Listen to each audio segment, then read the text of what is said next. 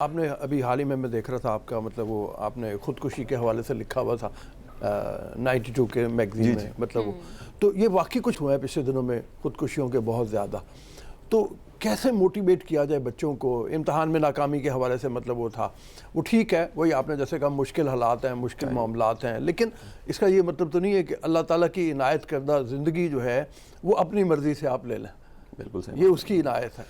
اچھا سر دیکھیں اس میں دو حصے ہیں بڑے بنیادی. اگر کوئی بھی سائیکالوجی کو جانتا ہے اور سوسائڈز کو پڑھتا ہے سبجیکٹ کے طور پہ کیا ہوتی ہیں, کچھ لوگوں میں پیدائشی یہ رجحان ہوتا ہے. پہلی بات تو یہ یعنی یہ جو رجحان ہے یہ رجحان مختلف طرح سے ایکسپریس ہوتا ہے زندگی کے مختلف ادوار میں. اگر کوئی دیکھنے والا سمجھنے والا ہے اس کو پتہ لگ جاتا ہے کہ اس بچے کو بیماری ہے, اس بندے میں یہ رجحان پایا جاتا ہے اور یہ کبھی بھی ایکٹیو ہو سکتی ہے. یہ بیماری کو اگر کہہ لیں تو یہ کسی حالات واقعات, اچھا وہ دکھنے میں لگتا ہے یہ حالات تھے یا واقعات تھے جس کی وجہ سے اس نے سوسائڈ کی, لیکن وہ رجحان اس میں کہیں نہ کہیں پایا جاتا تھا اور وقت کے ساتھ پالش ہوا.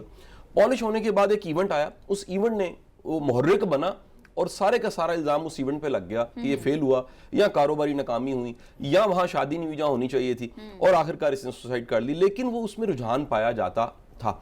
دوسرے بڑے تھوڑے سے ایسے لوگ ہوتے ہیں یعنی جن کو کہہ لیجئے حالات و واقعات کی جو سختی ہے وہ اس قدر ملتی ہے کہ ان کا ذہنی توازن ڈسٹرب ہو جاتا ہے. یعنی یہ کوئی نارمل حالت میں کوئی بھی ہوش و حواس میں سوسائڈ نہیں کر سکتا. یہ ذہن کی وہ حالت ہے جو کوئی ہیلدی حالت کہ آپ کو کل بالکل کلاؤڈز دکھ رہے ہیں, مستقبل نہیں دکھ رہا, امید ختم ہو گئی ہے اور جو حالات کا جبر ہے زیادہ محسوس ہونے لگ پڑا ہے, آپ کو اکیلا پن فیل ہونے لگ پڑا ہے, آپ کو زندگی بے معنی لگنے لگ پڑی ہے اور سب سے قیمتی چیز جو زندگی ہے وہی آپ نے سوچا کہ اس کو ختم کر دیا جائے. اللہ کی جو سب سے بڑی نعمت ہے, جو سب سے بڑا اللہ نے آپ پہ کرم کیا ہوا ہے وہ ختم کر دیا جائے. اب اس میں ایک سوال ہے, میں خود ہی اٹھا دیتا ہوں, بات تھوڑی سی آگے لے کے جانا چاہوں گا. ہمیں کیسے پتہ لگے کہ اس بچے میں, اس شخص میں سوسائڈ کا رجحان ہے یا وہ ایکٹیو ہو رہا ہے؟ تو اس کے کئی سائنز ہیں. اگر اس کو بھی ڈھونڈا جائے, تلاش کیا جائے تو اس پہ بے شمار بلاگز اور لوگوں نے لکھا ہوا ہے, ریسرچ کی ہوئی ہے. پہلی چیز, پہلا سائن یہ ہے کہ ایسا بندہ سوسائڈ کا کہیں نہ کہیں تذکرہ کرتا ہے. ایک بڑی تعداد, اگر ہم 100 کہیں جو سوسائڈ کرتے ہیں تو 100 میں سے 90 ایسے ہیں جو سوسائڈ یا مرنے کے بعد کیا ہو جائے گا یا مرنے کے بعد یہ پین ہوگی, اس قسم کی ڈسکشن کرتے ہیں. میں ایک کسی آفیسر نے سوسائڈ کر لی, پرانی بات ہے, تو ان کے مڈ کیریئر میں انہوں نے اپنی ٹریننگ کے درمیان ایک کوشچن کی اس کلاس روم میں, اور جو باقی سارے بیٹھے ہوئے تھے وہاں پر آڈینس, باقی ان کے آفیسرز دوست, انہوں نے سب نے مڑ کے دیکھا کہ یہ سوال کوئی ایک ہیلدی نارمل شخص نہیں کر سکتا. کویسچن یہ تھا کہ یہ جو ہم ٹریننگ لے رہے ہیں مڈ کیریئر کی ٹریننگ آفیسرز کی, اس ٹریننگ کا ہماری روح پہ اثر کیا پڑے گا؟ اچھا سر یہ کوئی کویسچن اگر سوچیں یہ کوئی بڑا کوئی ہیلدی کوئی نارمل کویسچن نہیں ہے. تو آپ اگر اس کی کمیونیکیشن دیکھیں تو اس کی کمیونیکیشن میں, بات چیت میں, ابلاغ میں کہیں نہ کہیں مرنا, سوسائڈ, چلے جانا, مکی جانا ہے, ختم ہی ہو جانا, اس طرح کی باتیں آپ کو ملیں گی. شاہ صاحب جی ایک بات میں آپ کی کاٹ کر کرنا چاہ رہی, جو شاعر حضرات ہوتے ہیں میں نے یہ دیکھا ہے ان میں یہ بات بڑی پائی جاتی ہے, ہم نے تو چلے جانا ہے, بعد ہمارا کانٹینٹ امر ہوگا, ہم جو لکھ رہے ہیں اسی کے لیے ہم جی رہے ہیں. اس بارے تھوڑا سا بتائیں. اچھا دیکھیں یہ بھی انسان اپنے آپ کو مطلب وہ میرا رؤوف صاحب کا کیونکہ سبجیکٹ کئی مشترک ہیں تو ہم مطلب آف کیمرہ جو بات چیت کرتے ہیں اس کو ہی اگر تھوڑا سا ہم نہ بھی نشاندہی کریں بات چیت کیا تھی, لیکن اگر واضح کریں یہ اللہ کا کرم اور فضل ہوتا ہے کہ کسی کے کام نے امر ہونا ہے. اس میں انسانی کوشش کا جو عمل دخل ہے وہ بڑا تھوڑا ہے. ان کی مہربانی ہے کہ رب کوئی عطا کرے کہ ایسا علم مل جائے, ایسا کو فن مل جائے اور 200 سال بعد بھی غالب ہو. نہیں تو بندہ اگر اپنی کاوش سے امر ہونے والا ہوتا تو ہر دوسرا بندہ امر ہو جاتا.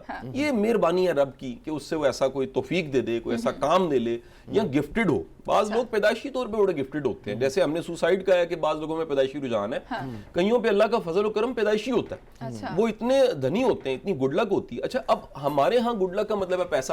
این ممکن ایک درویش کے لیے پیسہ نہ ہونا گڈ لک ہو, وہ کہے کہ مجھے ضرورت نہیں ہے, میں بے غرض ہوں. اچھا دوسرا سائن ایک بڑا امپورٹنٹ ہے, یہ بھی سر سب طرح کی ریسرچ میں موجود ہے. انہوں نے کہا کہ جب بھی کوئی اپنی بڑی بڑی قیمتی چیزیں بانٹنے لگ پڑے, اس کا مطلب ہے کہ اس نے وڈرا کر دیا. اس نے لائف کی جو ایک محبت ہے, ایک جائز محبت ہے, یعنی یہ سیل فون ہے مجھے پیارا ہے, میرا ہے. اگر میں جاتے ہوئے کہوں کہ رؤوف صاحب یہ آپ کا ہو گیا ایسے اور کوئی وجہ بھی نہیں ہے, تو آپ سوچیں گے کہ یہ بندے نے اپنی قیمتی چیز مجھے کیوں دے دی.